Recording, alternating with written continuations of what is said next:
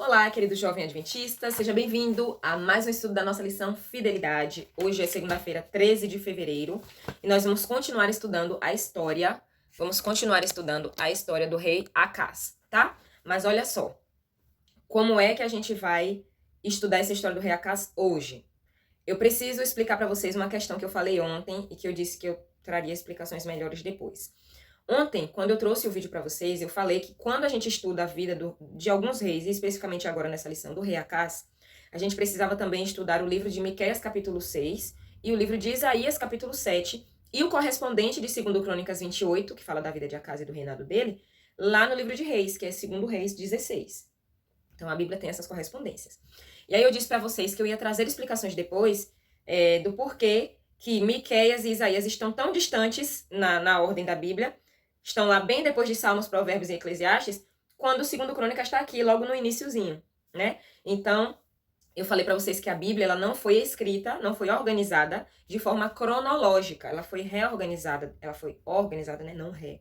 Ela foi organizada em temas. Então, a Bíblia está dividida em temas, não está dividida exatamente no tempo cronológico, tá? E aí, por que eu estou trazendo essa informação? Para você conseguir compreender que muitas vezes você vai estar aqui no início do Antigo Testamento, mas você vai precisar fazer uma correlação com livros que estão mais à frente, porque eles fizeram parte da mesma época, porém não é o mesmo tema, certo? Então vamos lá. Quando a gente vai estudar aqui o livro de Crônicas, a gente vai perceber que tá falando de vários reis, não tá falando só de Acaz. Então, o livro de Crônicas está dentro de uma das etapas, né, de uma das divisões da Bíblia. Então, como é que acontece a divisão e organização da Bíblia? É uma informação que eu quero agregar para você, talvez você já saiba, e aí você pode só compartilhar com outra pessoa, talvez você ainda não saiba, e eu posso te ajudar nisso, tá? A divisão da Bíblia é feita em temas, como eu disse para você, e aí a ordem fica desta forma. O Pentateuco, que são as leis de Moisés, livros históricos, livros poéticos e de sabedoria, profetas maiores, profetas menores, eu já falei livros históricos, evangelhos, cartas e epístolas, outras cartas e profecia. Como é que cada livro da Bíblia se encaixa nessa divisão? Vamos lá. Pentateuco. Penta significa 5. Então, os 5 primeiros livros da Bíblia. Gênesis, Êxodo, Levítico, Números e Deuteronômio. Quem escreveu? Moisés. Precisa ficar uma coisa muito clara pra gente. Moisés não é o autor do Pentateuco. Moisés não é o autor de nada. Moisés é escritor. Quando a gente vai parar para analisar determinados termos que a gente usa quando a gente vai falar sobre a Bíblia, a gente precisa ter cuidado para não colocar a autoria da Bíblia na mão de homens imperfeitos, pecadores, certo? Isso, inclusive, está descrito no livro Nisto Cremos, que é o livro que vai destrinchar as crenças fundamentais da Igreja Adventista. Se você não leu ainda, tá perdendo tempo. Deixa eu ver se o meu Nisto Cremos. O meu Nisto Cremos está aqui, ó. É este livro aqui, que eu indico para você que é Adventista do Sétimo Dia. E se você não é Adventista do Sétimo Dia e quer entender, peraí, o que esses Adventistas eles creem? Por que isso? Por que aquilo? Aqui, ó. Esse é o livro, tá? Casa Publicadora Brasileira, Nisto Cremos. E aí, o que acontece? A gente precisa ter cuidado, porque o autor da Bíblia é Deus. E ele fez com que o Espírito Santo inspirasse homens escolhidos por ele para escrever a Bíblia, tá? Então, Moisés não é o autor de nada. Ninguém é o autor de nada a não ser Deus.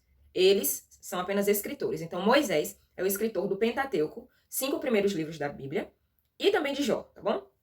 E aí, o que acontece? O Pentateuco é essa divisão dos primeiros 5 livros da Bíblia que vai falar sobre a origem do mundo, que é o que você enxerga lá em Gênesis, e a história das leis que o Senhor foi dando a Moisés e a própria lei de Deus, né, os 10 mandamentos que estão lá em Êxodo, quando Deus ele entrega, né, essas leis escritas. Não significa que os 10 mandamentos surgiram ali. Os 10 mandamentos são o caráter de Deus, então Adão e Eva já sabiam da existência dos mandamentos de Deus. Mas de forma escrita, Deus dá a Moisés ali no período do Êxodo, tá? Então, estes primeiros 5 livros da Bíblia vão falar sobre a origem do mundo e as leis de Moisés, aquilo que Deus foi orientando Moisés a trazer para o povo, tá? Tanto que você vai ver lá em Levíticos, leis acerca de diversas coisas, leis civis, leis religiosas, leis de saúde, tudo isso foi Deus revelando a Moisés. Então, Pentateuco. Depois você vai chegar nos livros históricos. Tem uma grande quantidade de livros dentro desses livros históricos, mas nesta divisão existem algumas temáticas. Então, por exemplo, quais são os livros históricos? Depois de Deuteronômio vem Josué, Juízes, Ruth, Samuel, os 2 livros de Samuel, os 2 livros de Crônicas. Não, os 2 livros de Samuel, os 2 livros de Reis, os 2 livros de Crônicas, Esdras, Neemias e Esther. Todos estes estão dentro dos livros históricos. Mas dentro desses livros históricos, tem divisões também. Por quê? Porque ali é a história do povo de Israel, mas não é uma história de forma aleatória. É uma história organizada. Então, por exemplo, Josué, Juízes e Ruth. Estes 3 livros históricos contam a história do povo de Israel antes da monarquia. Por que antes da monarquia? Porque se você já estudou lá a Bíblia, na parte ali que fala sobre Samuel, o livro de Reis e Samuel, quer dizer, Samuel primeiro, né? Depois o livro dos Reis, você vai perceber que antes de Saul ele foi o primeiro rei de Israel. Antes de Saul, quem governavam eram os juízes e os profetas. O povo não tinha rei. O povo escolheu o rei. Não era desejo de Deus que o povo tivesse reis humanos. Era desejo de Deus que ele, apenas soberano, reinasse sobre o povo. Porque ele é perfeito, gente. Ele sabe como gerenciar tudo. Ele é o melhor administrador do universo. É o melhor rei. Então ele sabia como gerir as nações. Porém, o povo escolheu que eles não queriam mais ouvir nem a voz dos profetas, nem a voz dos juízes. O povo de Deus matou muitos profetas e juízes, porque eles não queriam ouvir as repreensões. Então eles escolheram, quando você vai lá estudar o livro de Josué e Juízes, você vai ver que Deus levantou várias pessoas para serem voz de Deus no meio do povo. Porque Deus não podia mais se revelar ao povo, porque o pecado fez essa separação. Então o povo temia, o povo não tinha... o povo precisava ter reverência pela vontade de Deus. É tanto que você vê que quando Moisés ele sobe ao monte para falar com Deus, o povo diz assim, não permite que Deus fale a nós, porque senão a gente vai morrer. Peça que ele fale com você e você passa o recado pra gente. Então eles entendiam a natureza da soberania de Deus. Não é porque Deus é um Deus... Não. É porque verdadeiramente Deus é santo e a nossa natureza é muito desgraçada. E o povo de Israel, eles sabiam que eles estavam em pecado muito grande. Então, eles estavam querendo se esconder da face de Deus. Eles tinham medo porque eles estavam pecando. Não porque Deus é tirano e... Oh, meu Deus. Não. Deus é amor e justiça e paz e alegria e tudo isso. Mas ele não retira as consequências das cagadas que a gente faz na vida, né? Então fica a dica aí. Então, a gente vê aí que Josué, Juízes e Ruth são as partes dos livros históricos antes da monarquia, antes de o povo de Deus escolher reis, certo? Aí depois disso vem Samuel, os 2 livros de Samuel, os 2 livros de Reis, os 2 livros de Crônicas, Esdras, Neemias, Esdras não, Josué, Juízes e Ruth, Samuel, Reis, Crônicas, parou aqui. Os livros de Samuel, os 2 livros de Samuel, os 2 livros de Reis e os 2 livros de Crônicas contam a história, eu peguei uma cola aqui, porque senão, gente, eu esqueço, da monarquia, porque foi nos livros de Samuel que você vai ver que o povo rejeitou a voz do profeta Samuel, não a voz dele, o povo rejeitou a Deus, através do profeta Samuel, e eles disseram assim, a gente quer um rei para nós. E aí Samuel vai lá e conversa com Deus e fica irado porque eles estavam rejeitando a voz do profeta. E aí Deus vai lá e acalma o coração de Samuel e diz assim, Samuel, eles não estão rejeitando a você, eles estão rejeitando a mim, porque você me representa. Mas eles querem um rei, então dá um rei para eles, então escolhe alguém. E aí é que acontece a escolha do primeiro rei de Israel, que é Saul. E aí depois, vários reis. É tanto que a gente está aqui no livro de Crônicas, estudando a vida de Acás. E Acás é só um dos milhares de reis que tanto Judá quanto Israel tiveram, né? Então você vê aí que tem essa divisão também dentro dos livros históricos. E aí essa parte da monarquia, né, entre Samuel, Reis e Crônicas, não mostra só a vida dos reis, não. Mostra também a destruição do povo de Israel pelos babilônicos. Porque fizeram cagada, né? Rejeitaram a palavra de Deus, idolatria imperou, a apostasia imperou, e embora tudo isso tivesse muito forte, existia um remanescente, um povo que guardava o conhecimento do verdadeiro Deus, e era para esse povo que Miqueias falava, que Isaías falava, e eles ouviam. Então, não foi de tudo a tudo perdido. A voz de Isaías e a voz de Miqueias, aqui no período da vida de Acás e dos outros reis, ela não foi completamente rejeitada, ainda haviam pessoas que ouviam a voz dos profetas e atendiam a estas advertências. Mas quem principalmente era para escutar, que eram os reis, alguns não escutavam, e só fazia merda. Então foi ladeira abaixo, né? O declínio de Israel começou a ser grandioso porque rejeitou a palavra do Senhor, tá? Então aí em Samuel, Reis e Crônicas, essa divisão, certo? Aí vem Esdras, Neemias e Esther, que é o final do cativeiro, né? Quando o povo de Deus é liberto do cativeiro babilônico, e o início da reconstrução dos muros de Jerusalém, que foi invadida, acabada, destruída, esculhambada, certo? Então estes são os livros históricos, Josué, Juízes, Ruth, Samuel, Reis, Crônicas, Esdras, Neemias e Esther. Estes são os livros históricos. Aí vem os livros de poesia e de sabedoria, que é quem? É Jó, Salmos, Provérbios, Eclesiastes e Cantares. São livros poéticos, você lê Provérbios e você vê sabedoria, você vê poesia, você lê Cantares, é uma coisa linda, aquele romantismo dentro do casamento, tá? Então tudo pode ali dentro do casamento, o que Cantares vai trazer, o que Salomão vai falar, né? Enfim, é dentro do casamento, tá? Depois vai vir os livros dos profetas maiores e depois dos profetas menores. Os profetas maiores e menores, eles não estão divididos assim porque uns eram mais importantes e outros menos. Não é essa lógica que organizou a Bíblia, porque essa é a lógica humana, né? Quando Deus manda organizar, ele organiza profetas maiores e menores, porque os profetas maiores são os capítulos muito grandes, são aqueles profetas que escreveram bastante, sabe? Muitas advertências para o povo. E os profetas menores são aqueles que têm pouquinhos. É tanto que você vai analisar Jonas. Jonas é um dos livros dos profetas menores, só tem 3 ou 4 capítulos. Acho que só tem 4 capítulos o livro de Jonas. Então é por isso que é feita essa divisão.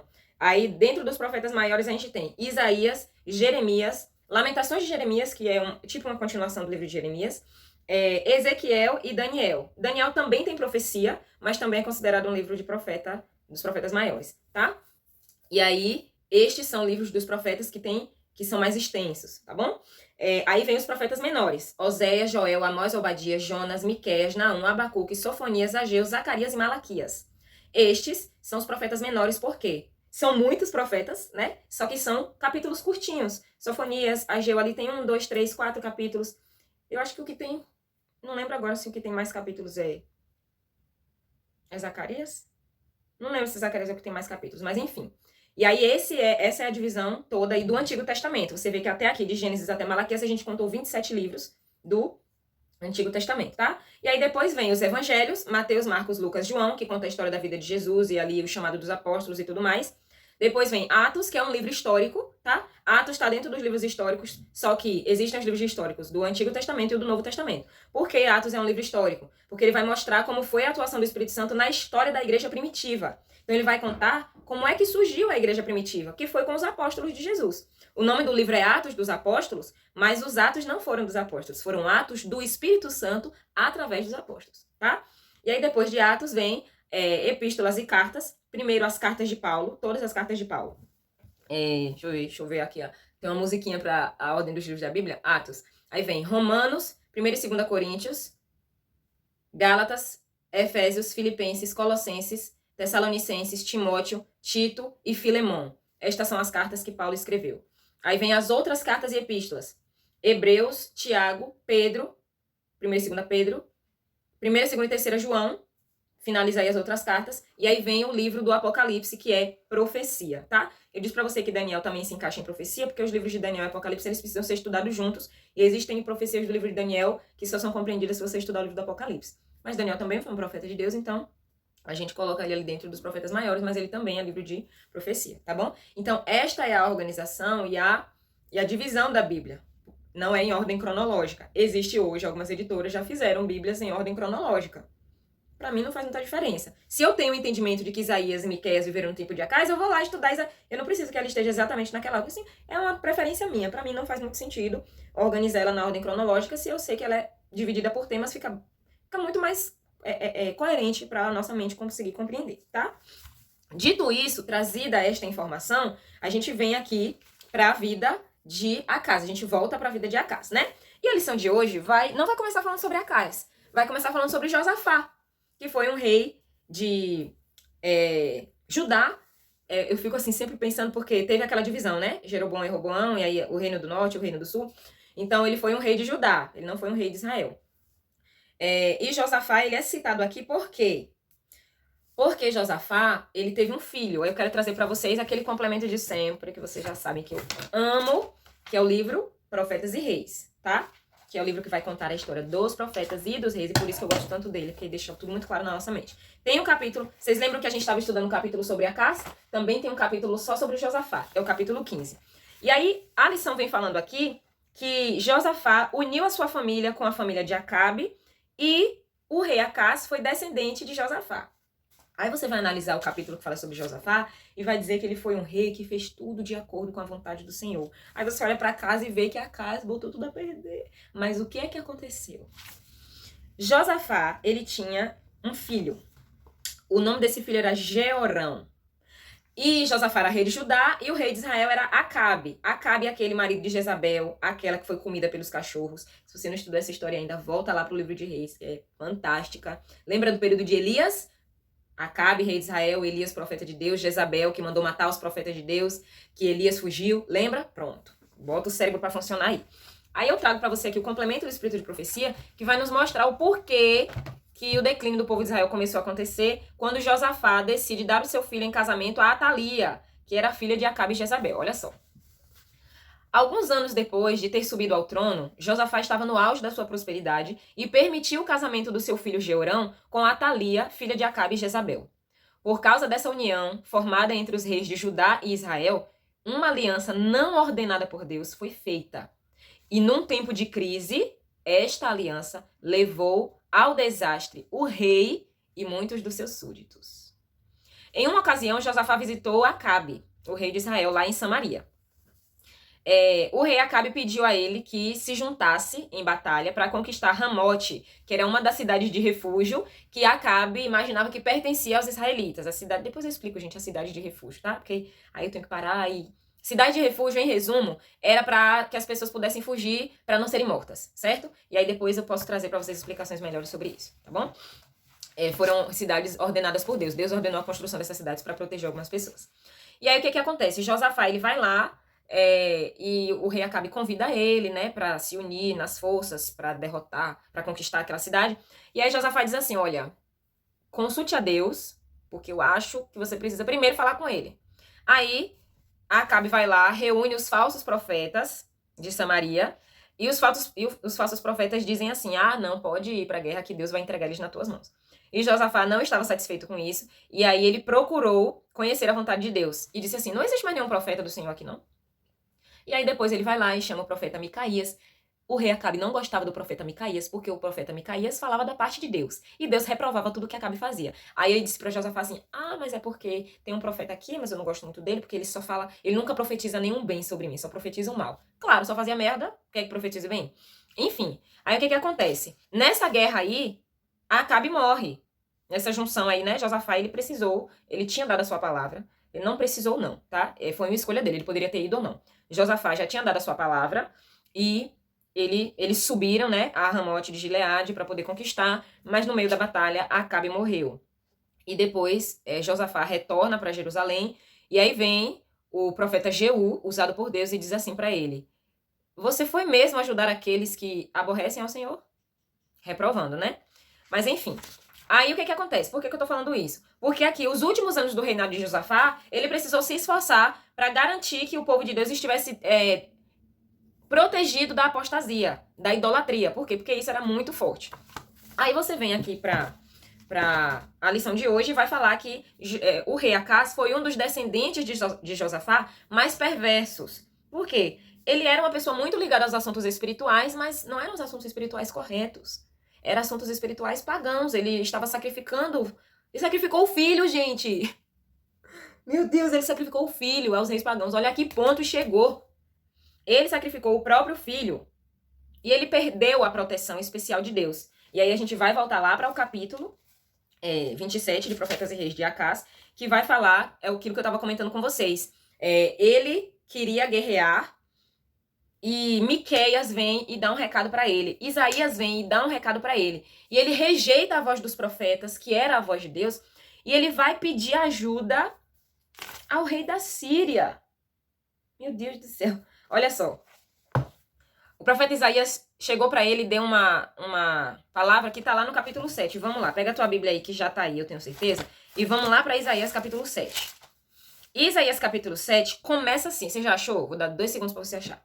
1, 2, pronto. Isaías capítulo 7. Olha como é que começa o capítulo. Quando Acás, filho de Jotão e neto de Uzias, era rei de Judá, o rei Rezim da Síria e Peca, filho de Remalias, rei de Israel, atacaram Jerusalém, mas não puderam vencê-la. Informaram ao rei da Síria, informaram ao rei Acás. A Síria montou um acampamento em Efraim. Com isso, o coração de Acás e do seu povo se agitou, como as árvores da floresta se agitam com o vento. Isaías é maravilhoso, gente. Então o Senhor disse a Isaías, saia e leve seu filho. Vá encontrar Acás no final do aqueduto, na estrada que vai para o campo, e diga para ele, tenha cuidado, se acalme e não tenha medo. Que o seu coração não desanime por causa do furor destes restos de lenha fumegantes. Olha como Deus se refere a Rezim e a Síria, né? Restos de lenha fumegantes. Por quê? Porque Deus disse para eles, olha, nós vamos invadir o reino de Judá. Porque, na verdade, a Síria estava dizendo que invadir o reino de Judá, dividi-lo, mas o Senhor disse, não será assim, isso não acontecerá. Eu estou no versículo 8 de Isaías 7. A cabeça da Síria é Damasco e a cabeça de Damasco é Rezim. Em 65 anos, Efraim ficará muito arruinado para ser um povo. A cabeça de Efraim é Samaria e a cabeça de Samaria é o filho de Remalias. Se vocês não ficarem firmes na fé, com certeza não resistirão. Olha a mensagem que o profeta Isaías trouxe para Acaz. Se vocês não ficarem firmes na fé, com certeza não resistirão. Versículo 10. Disse ainda o Senhor a Acaz, através do profeta Isaías. Peça ao Senhor, ao seu Deus, um sinal milagroso, seja das maiores profundezas da terra, sejam das alturas mais elevadas. Deus, através de Isaías, disse para Acaz, peça ajuda para mim, que eu sou o teu Deus. Aí Acaz diz assim, não pedirei, não colocarei o Senhor à prova. É brincadeira uma coisa dessa? Deus chega e fala assim, me peça ajuda que eu vou te ajudar porque eu sou o teu Deus. E Acaz diz assim, não, eu não vou colocar o Senhor à prova, não. Não vou pedir ajuda de Deus. E ele pede ajuda de quem? Do rei da Síria. Aí vem aqui o capítulo de Profetas e Reis e diz assim, quão bom teria sido se Acaz tivesse recebido essa mensagem do céu. Quão bom teria sido para o reino de Judá. Mas ele escolheu se apoiar no braço de carne, o braço humano, e buscou a ajuda de pagãos. Em seu desespero, era para ele ficar desesperado? Não. Por quê? Porque Deus mandou uma mensagem através do profeta Isaías dizendo, não fique com medo, se acalme, porque eu sou teu Deus. Mas ele estava desesperado. Em seu desespero, ele enviou uma mensagem para Tiglat-Pileser, que era o rei da Assíria. E ele disse assim, eu sou teu servo e sou teu filho. Sobe e livra-me das mãos do rei da Síria. A gente tem uma diferença aqui. Tiglat-Pileser era o rei da Assíria. E tinha outro reinado que era o reino da Síria. Um começa com A e outro começa com S. Assíria e Síria, certo? E o que estava acontecendo? Acaz estava pedindo para o rei da Assíria livrar ele das mãos do rei da Síria, com S, tá bom? E aí ele diz assim, eu sou teu servo, sou teu filho, e eles se levantaram contra mim, eu preciso de ajuda. Acaz se humilhou perante o rei da Assíria, quando na verdade ele deveria se humilhar na presença de Deus. O Deus que disse pra ele, não tenha medo, porque eu tô contigo. Mas ele fez cagada. E aí o que acontece? Pra fazer esse pedido aí, ele decidiu que ele tinha que pegar umas coisas do templo e mandar de presentinho para o rei da Síria. Então ele pega tesouro do rei e reservas do templo e manda de presente pro rei lá. Aí beleza, o auxílio que ele pediu foi enviado. Ao rei Acaz foi dado um alívio temporário, mas a um grande preço. O tributo oferecido, qual foi o tributo? Os tesouros do rei e o material do templo que ele mandou lá para o rei da Síria. Esse tributo despertou a cobiça da Assíria e esta nação, sem escrúpulos, a nação terrivelmente assim, desgraçada, ameaçou invadir Judá e tirar todo o seu poder. Então Acaz, rei de Judá, pede ajuda para o rei da Assíria, e aí os presentinhos que ele manda despertam a cobiça desse reino, que logo ameaçou invadir Judá e tirar todo o seu poder. Acaz e os seus súditos infelizes estavam mortificados pelo temor de cair completamente nas mãos dos cruéis reis assírios. E por isso o Senhor humilhou Judá, por causa da transgressão continuada. Então o coração de Acaz, em vez de se arrepender, ficou ainda mais transgressor. Sacrificou aos deuses de Damasco. Viu que os deuses da Síria estavam ajudando os sírios e decidiu assim, também vou sacrificar para os deuses da Síria, porque vai que eles me ajudam. Meu Deus do céu, ele fez isso, gente, ele fez isso. Quando se aproximou o final do reinado do apóstata Acaz, ele fechou as portas do templo, interrompeu o serviço sagrado, não mais seriam oferecidos ofertas pelo pecado do povo, os castiçais não ficariam mais acesos perante o altar. Você viu aqui que na tirinha, ele tá pegando um castiçal assim, batendo, ele destruiu as coisas do templo de Deus. O incenso não acenderia mais ao alto na hora do sacrifício da manhã e da tarde. O pátio da casa de Deus estava deserto. Ele acabou com a adoração, sabe? Ele destruiu tudo. Aparentemente, o paganismo tinha triunfado, mas Deus ainda permanecia com o seu remanescente fiel. Em Judá viviam ainda algumas pessoas que obedeciam a Jeová, recusando a idolatria. Lembra que Isaías e Miqueias estavam dando advertências para o rei não ouvia? O rei não ouvia, mas algumas pessoas dentre o povo ouviam. Era para estas pessoas que Isaías e Miqueias olhavam com esperança ao verem que uma ruína estava operada durante os últimos anos do rei Acás. O santuário de Deus foi fechado, mas aqueles que permaneciam fiéis foi assegurada a promessa: Deus é conosco. Olha que maravilha, gente. Que maravilha, que promessa maravilhosa. O reinado estava no declínio completo, o povo estava muito apostatado, mas existiam ainda algumas pessoas que ouviam a voz dos profetas, ouviam a voz de Deus, e para estas pessoas tinha promessa: Deus é conosco, Deus é com vocês. Essas pessoas não se renderam à idolatria.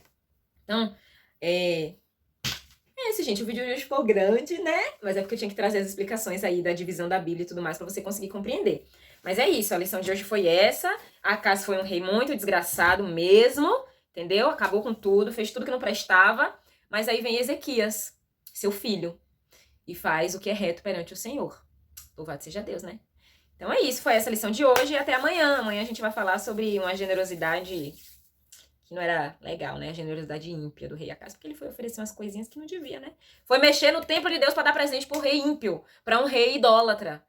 Ai, gente, a vida de Acas é um babado, como eu disse pra vocês ontem, tá? Então é isso, até o vídeo de amanhã. Compartilha com a tua classe, deixa o teu comentário, que é muito importante. Deixa o like para que esse vídeo o YouTube vá recomendando para outras pessoas que querem estudar a lição. E até amanhã, tchau!